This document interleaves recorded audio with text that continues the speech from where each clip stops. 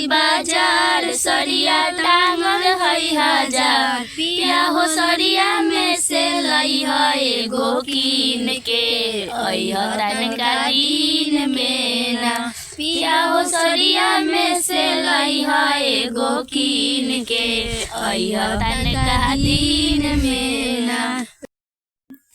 Hello दोस्तों, नमस्ते, प्रणाम। आशा है कि स्वस्थ होंगे, अच्छे होंगे आप लोग। सीमा लोक गीत चैनल में आप लोगों का स्वागत है। तो एक छोटा सा गीत लेकर आए हैं, झूमर गीत। तो आप लोगों को कैसा लगेगा कमेंट सेक्शन में ज़रूर बताइएगा। इस गीत को पूरा आवाज़ कीजिए, इस वीडियो को पूरा आवाज़ कीजिएगा, तभी अच्छा लगेगा।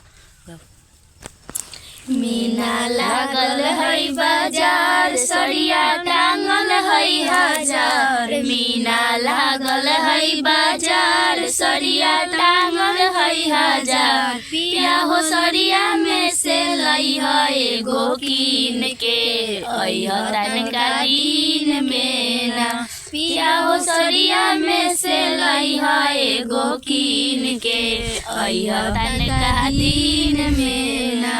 सरिया लावे कीन, बुढ़िया सरिया लेवे छीन। बुढ़िया बड़ा दशा कैलू तू जवानी में, बदला ले हम बुढ़ारी में। बुढ़िया बड़ा दशा कैलू तू जवानी में, बदला ले हम बुढ़ारी में ना।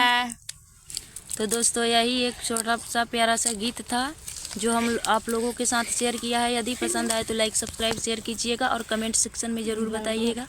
फिर मिलते हैं हम अगले वीडियो में, तब तक के लिए बाय बाय।